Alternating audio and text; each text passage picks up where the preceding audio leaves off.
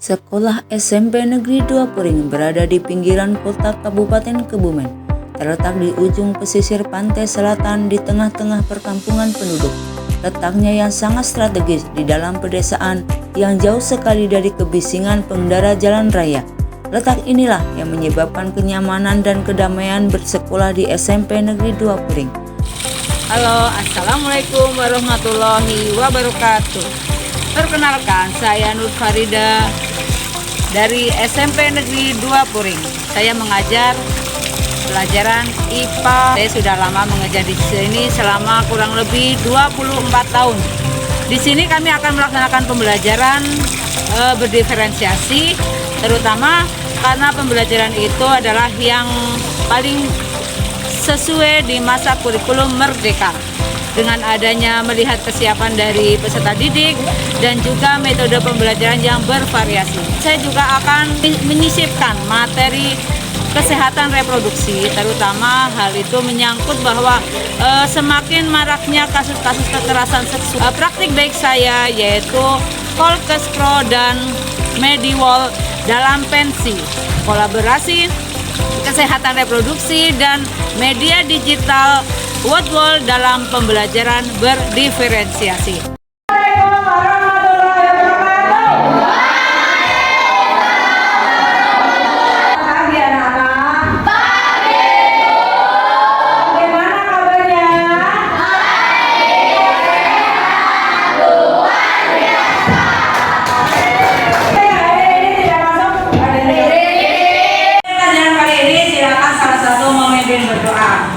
Berdoa mulai.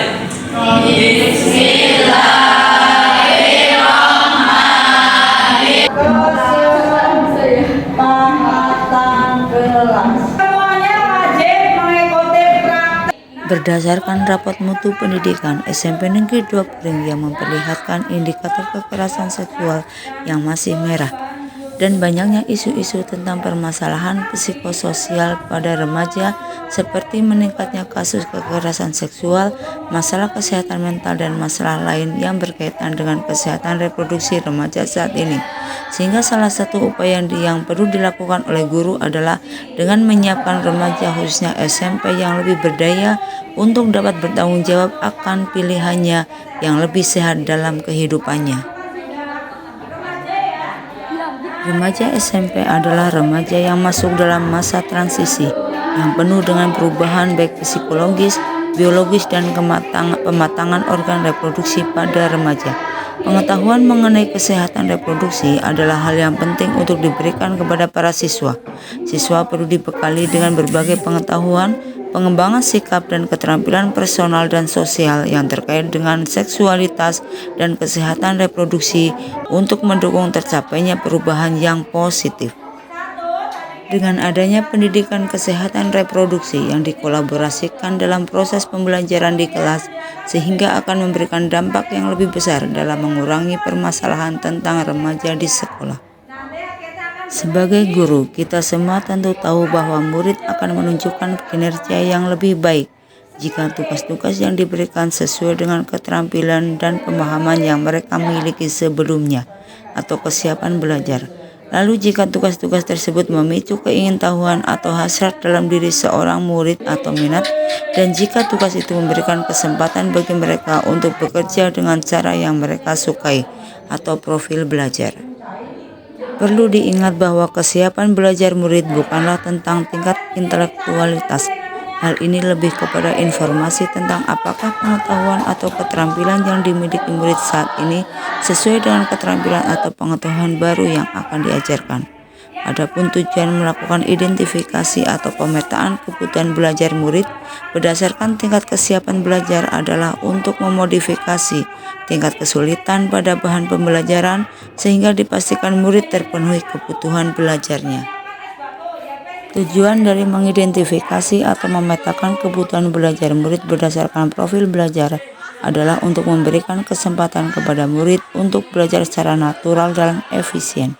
Namun demikian, sebagai guru kadang-kadang kita secara tidak sengaja cenderung memilih gaya belajar yang sesuai dengan gaya belajar kita sendiri.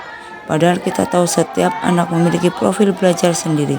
Memiliki kesadaran tentang ini sangat penting agar guru dapat memvariasikan metode dan pendekatan mengajar mereka. Mendapatkan informasi tentang kebutuhan belajar murid tidak selalu harus melibatkan sebuah kegiatan yang rumit. Guru yang memperhatikan dengan seksama hasil penilaian formatif, perilaku murid, refleksi murid, dan terbiasa mendengarkan dengan baik murid-muridnya biasanya akan lebih mudah mengetahui kebutuhan belajar murid-muridnya. Membuat catatan tentang profil murid juga akan sangat membantu guru menyesuaikan proses pembelajaran dengan kebutuhan murid-muridnya.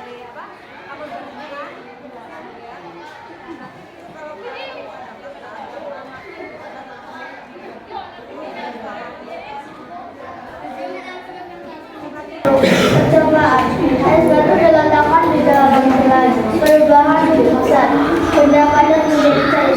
Nama perubahan menjadi cair. 2. Ketika diletakkan Cair kan menjadi cair. Nama perubahan wujud mencair dan mengembul. 2. Oke, tepuk tangan untuk kelompok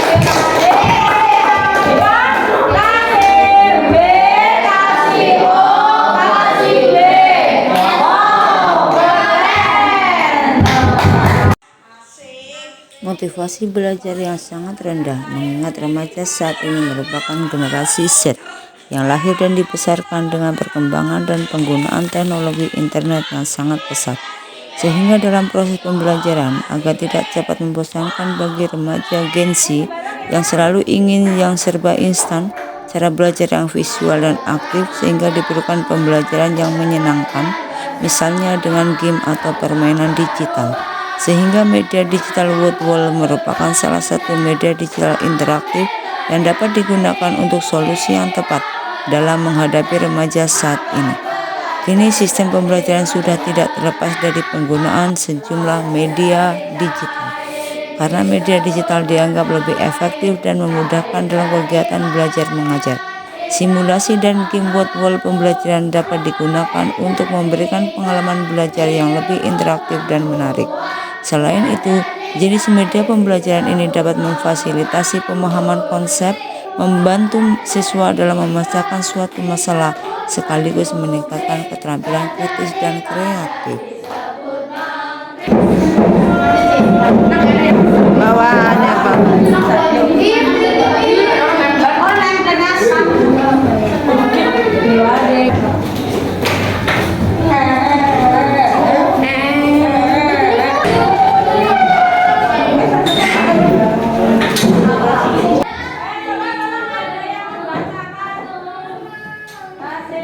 Demikianlah pembelajaran berdiferensiasi dengan mengkolaborasikan kesehatan reproduksi dan media digital Woodwall pada materi perubahan zat.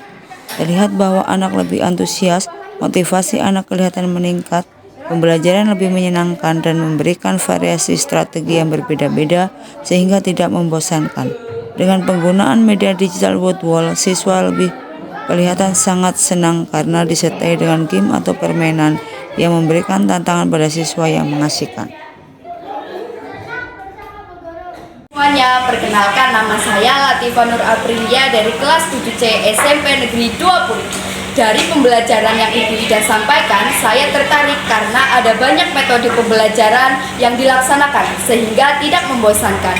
Dimulai dari ice breaking, bermain game, melaksanakan praktek secara langsung, dan bernyanyi tentang perubahan zat. Maka dari itu, menjadikan jam pelajaran tidak terasa lama dan sangat menyenangkan. Sekian dari saya, terima kasih. Saya akan sejawat dari Ibu Nur Farida. Saya berkolaborasi dengan Ibu Nur Farida dalam melaksanakan pembelajaran yang mengikuti dari awal sampai akhir, dan ternyata langkah-langkahnya sudah runtut. Pendahuluan juga sudah ada ice breaking, sudah disisipkan materi cash pro.